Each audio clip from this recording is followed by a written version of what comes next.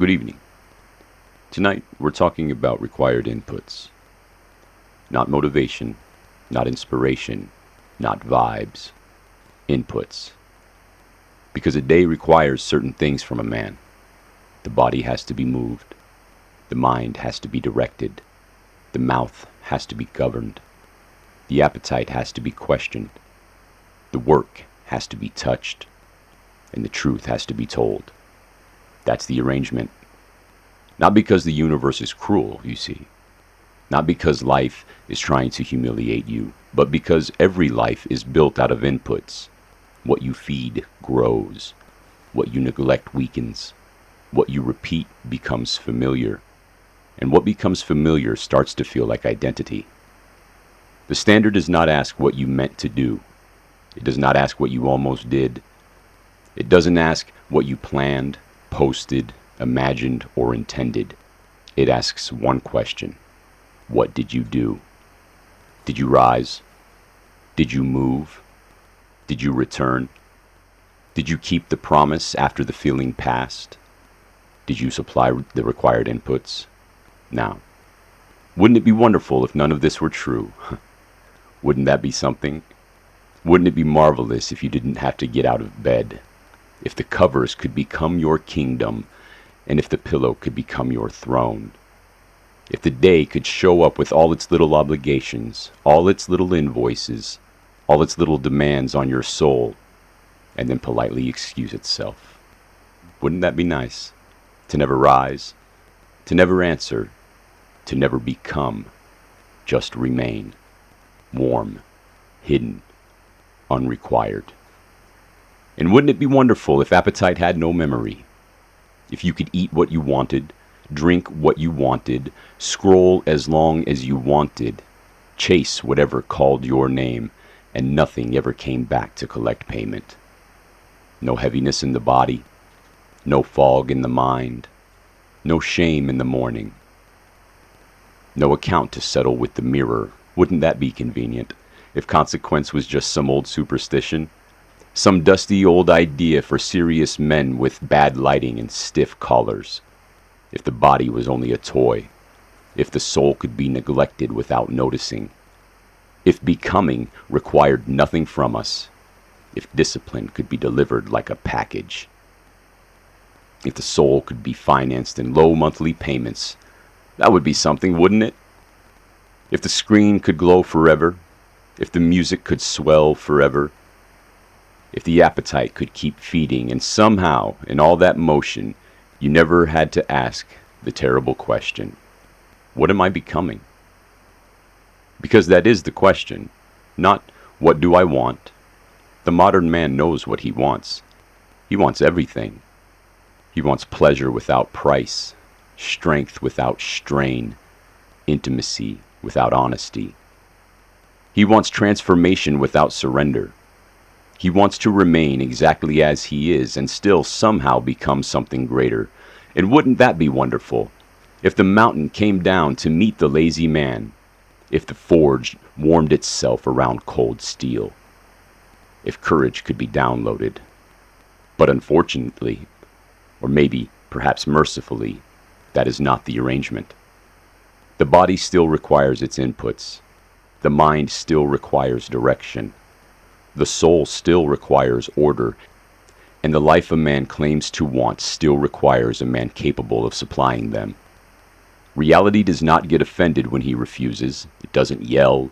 It doesn't chase him down. It simply records the absence, the skipped input, the neglected duty.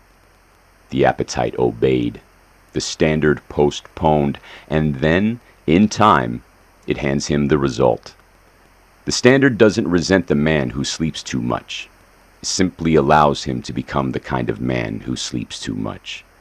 The body doesn't resent the man who refuses to move. It simply becomes the body of a man who refuses to move. And the mind does not resent the man who feeds it noise. It simply becomes the mind of a man who consumes noise. The universe is not cruel, but it is exact.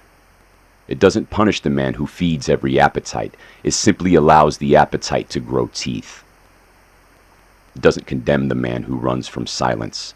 It simply permits the silence to become heavier each time he runs. That is the mercy and terror of existence. We are permitted to become what we repeatedly obey, and a man is always becoming something. Always. Even when he thinks he is doing nothing. Even when he says he is only resting. Even when he insists he is only passing the time, time does not pass without leaving fingerprints. So a man says, I am free. But what if he cannot stop wanting? What if he cannot command his attention? What if he cannot tell his appetite no? What if he can't sit in a quiet room without reaching for noise? What then? Is that freedom? Or is that just a decorated cage? A cage with music, a cage with snacks, a cage with little windows into everyone else's cages, and perhaps the bars are invisible because they are made of permission.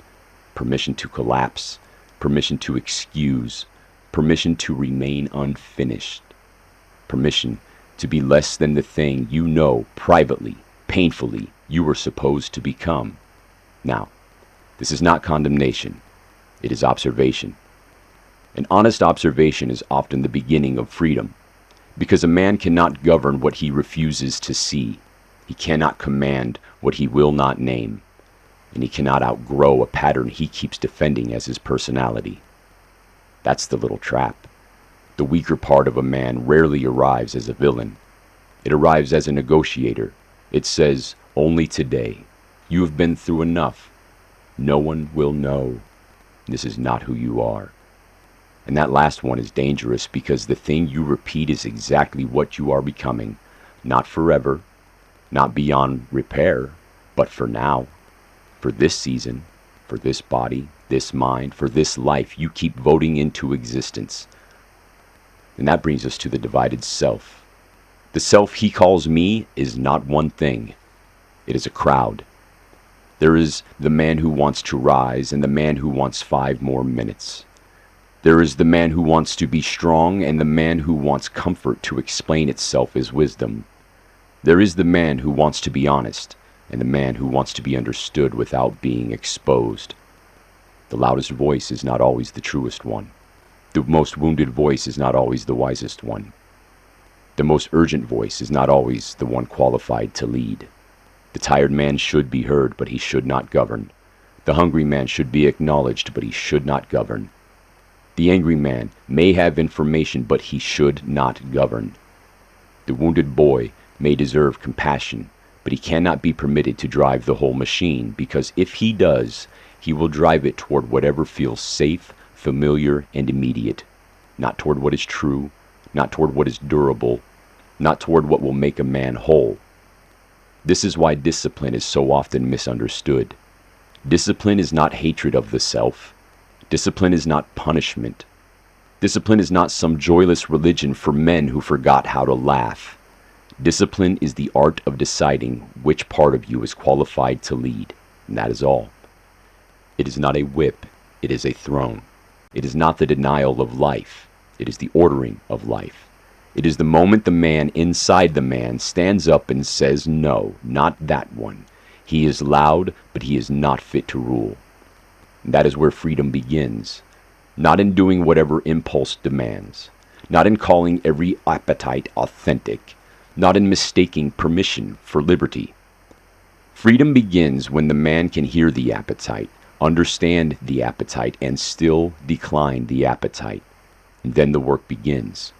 Not the glamorous work, not the cinematic work, not the work people applaud, the plain work, the repeated work, the almost invisible work, getting out of bed, washing the bowl, lifting the weight, telling the truth, apologizing, restraining yourself, returning, beginning again.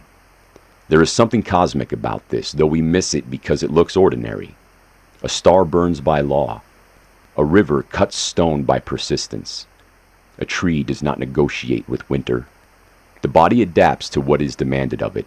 The mind is shaped by what it attends to, and the soul is organized around what it worships. And whether a man admits it or not, he is always worshiping something. Comfort, image, appetite, escape, or the standard. Something is always receiving the best of him. Something is always being fed. Something is always being obeyed. So the question is not whether you will serve. The question is, what will be worthy of your service? Because you can serve appetite, and appetite will grow. You can serve fear, and fear will build walls. You can serve noise, and noise will make silence unbearable. Or you can serve the standard. And yes, the standard is merciless in the beginning. It doesn't flatter you. It doesn't applaud your intention. It asks simply, what did you do? But if a man stays with it, if he discovers that the standard is not his enemy, it may be the first honest friend he has ever had. Because the standard does not lie to him. It tells him where he is, and if he can bear that, it shows him where to place his foot next. So rise, not dramatically, not perfectly, not for applause. Rise because the day has arrived with its hand extended. Rise because the weaker government has had enough terms in office. Rise because your appetites have made their argument and you have heard them, and they are not qualified to rule. Rise because the standard remains. Rise because the required inputs are still required, and because the man you are becoming is built, quietly and repeatedly, by the man who gets up.